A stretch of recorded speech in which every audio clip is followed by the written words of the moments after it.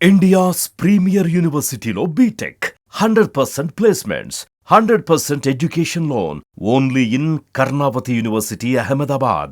YouTuber Jyoti Malhotra ఉదంతో రోజుకొక కొత్త మలుపు తిరుగుతోంది. ఆమెకి ఉగ్రవాదులతో సంబంధాలు ఉన్నాయా లేవా, కేవలం ఐఎస్ఐకి ఇన్ఫార్మర్గా మాత్రమే పనిచేసిందా, అసలు విచారణకు సహకరిస్తుందా లేదా, ఇదే చర్చ పదే పదే కొనసాగుతుంది. టోటల్గా ఈ కేసులో డెవలప్మెంట్స్ ఏంటి విశ్లేషించే ప్రయత్నం చేద్దాం. మనతో పాటు అనలిస్ట్ శ్రీనివాస్ గారు. ఈ ఇష్యూలో జ్యోతి మల్హోత్రాకి రకరకాల యాంగిల్స్ కనిపిస్తున్నాయి. ఆమె ఇండివిజువల్గా ఆ ట్రాప్లోకి వెళ్ళటం ఒకటి, ప్లస్ ఒక నెట్వర్క్ బిల్డప్ చేయడం, దాంతోపాటు యూట్యూబర్స్ని అందులో ఇన్వాల్వ్ చేసే ప్రయత్నం చేయడం. అసలు ఇప్పుడు విచారణ జరుగుతున్నటువంటి తీరు ఎలా ఉంది, చాలా ఆసక్తి ఉంది అందరికీ కూడా. అసలు ఏం చేసింది ఏమో అనే దాని మీద సాటిస్ఫాక్టరీగా రియాక్ట్ అవుతుంది, సమాధానాలు ఇస్తుందని అనుకోవచ్చా వస్తున్న సమాచారాన్ని బట్టి చూస్తే? నిన్నటి వరకు చూస్తే ఒక 50% సమాచారం ఇచ్చింది. అది కూడా మీరు చెప్పినట్టు Keshav garu, national investigation agency, very powerful organisation. అంటే ఇక్కడ హైదరాబాద్లో కూడా ఉన్నది. ఎప్పుడు ఎవరు ఉగ్రవాద కార్యకలాపాలు చేసినా వితౌట్ నోటీస్ అరెస్ట్ చేసి తీసుకెళ్ళిపోవచ్చు. అటువంటి విచారణ చేస్తేనే 40 to 50% వరకు చెప్పింది. ఇంకా పూర్తిగా రాలా. డానిష్తో మీరు అన్నట్టు ఐఎస్ఐ ఏజెంట్ డానిష్తో సంబంధాలు ఉన్నాయి. పాకిస్తాన్ 4-5 సార్లు వెళ్ళింది తెలుసు. దుబాయ్ వేదిక 4 బ్యాంక్ అకౌంట్లు కూడా తెలుసు. వాళ్ళ తండ్రే చెప్తున్నాడు ఢిల్లీ అని చెప్పి పాకిస్తాన్ వెళ్ళేదని. ఇక ఇవన్నీ ఒకటైతే పూర్తి సమాచారం చెప్పట్లేదనే ఉద్దేశంతో నిన్న నైటే వెరీ పవర్ఫుల్ ఆర్గనైజేషన్, చాలామంది తెలియంది ఎలా అయితే మనకి అంతుపట్టదో, federal anti terrorist investigation agency, federal bureau of investigation ఎంత పవర్ఫుల్ అమెరికాలో, మన దేశంలో కూడా వీళ్ళు పట్టుకున్నారంటే ఎంతటి వాళ్ళైనా చెప్పాల్సిందే, నోరు విప్పాల్సిందే. వాళ్ళ ట్రీట్మెంట్ అలా ఉంటుంది. కాబట్టి రాత్రి federal anti terror investigation agency enter అయింది. జ్యోతి మల్హోత్రా నుంచి ఆమె యొక్క ఎప్పటి నుంచి చేస్తుంది, ఇవి ట్రావెల్ విత్ జో నుంచి కేవలం దేశభక్తి ముసుగులో అన్ని పర్యాటక ప్రాంతాలు పర్యటించి, ఇవి పర్యటించిన ప్రాంతాలందరూ నిఘా పెట్టారు. భవిష్యత్తులో ఏమైనా దాడులు జరగచ్చు అంటే ఇప్పుడు జనరల్గా చాలామంది యూట్యూబర్లు ఈ సైట్ సీయింగ్ చేయడము, లేదంటే ట్రావెలాగ్స్ లాగా లొకేషన్స్ని ఇంట్రడ్యూస్ చేయడం, ఇవన్నీ సహజంగా జరుగుతున్నాయి. సో ఈమె విషయంలో అలా యథాలాపంగా జరిగింది అనుకోవడానికి అవకాశం లేదా ఏమన్నా హింట్ ఉందా? ఈమె వల్లనే ఈ అటాక్స్ జరుగుతున్నాయి, లేదా ఈమె వల్లనే ఇన్ఫర్మేషన్ బ్రేక్అవుట్ అయింది, ఇట్లాంటి సంకేతాలు ఏమైనా ఉన్నాయా?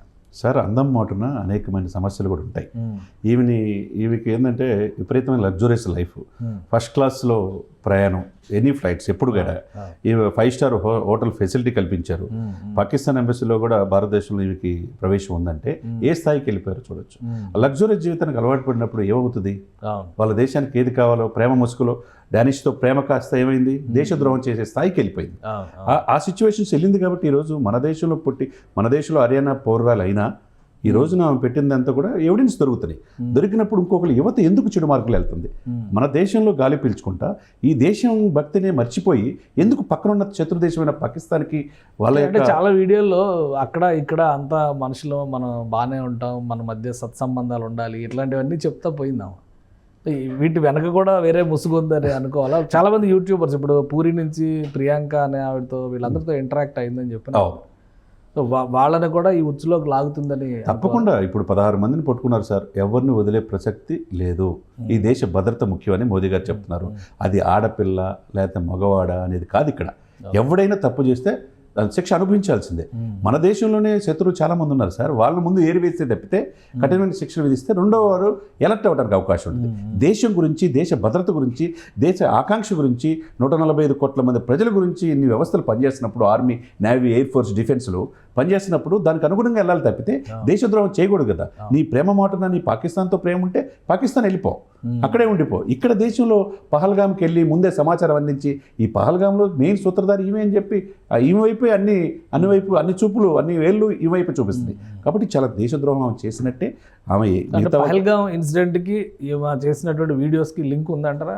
ఎందుకంటే 3 నెలల ముందర జరిగింది, అది జనవరిలో వెళ్ళిందామా, ఇదేమో మొన్న జరిగినటువంటి ఇన్సిడెంట్, ఏప్రిల్ 22న జరిగిన ఇన్సిడెంట్.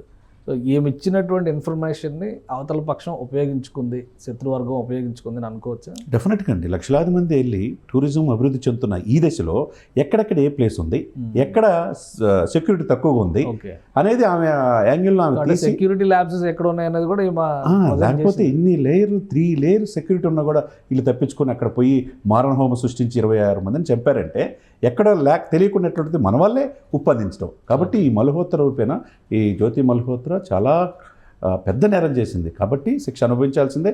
ఈ దర్యాప్తులో నిన్న నైట్ జరిగిన ఇదిలో నుంచి ఆమె పూర్తి సమాచారం రాబట్టే అవకాశం స్పష్టంగా కనపడుతుంది. రైట్. థ్యాంక్ యూ చంద్రశ్రీనివాస్ గారు. ఇది జ్యోతి మల్హోత్రా ఒక ట్రావెలర్ లాగానే కాకుండా అక్కడ ఉన్నటువంటి సెక్యూరిటీ పరమైనటువంటి అంశాలు, భద్రత పరంగా ఎలాంటి మెజర్స్ ఉన్నాయనే దాని మీద క్లియర్ డేటా ఆమె కలెక్ట్ చేసింది. ఆ డేటా షేర్ చేసిన తర్వాత పహల్గాం లాంటి ప్రాంతాలను ఎంచుకొని శత్రువు దాడి చేయడానికి అవకాశం ఏర్పడిందనేటువంటి విశ్లేషణ కనిపిస్తుందని చంద్రశ్రీనివాస్ గారు చెప్తున్నారు. అలానే ఇలాంటి వాళ్ళని దేశభక్తి లేని వాళ్ళు, దేశం మీద ప్రేమ లేని వాళ్ళు, లేదా మానవతా దృక్పథం పేరుతో పాకిస్తాన్ని ప్రేమించే వాళ్ళు ఎవరైనా ఉంటే కనుక దేశాన్ని విడిచిపోవడమే మేలని ఆయన విశ్లేషిస్తున్నారు. ఇది స్పెషల్ డిస్కషన్. Keep watching.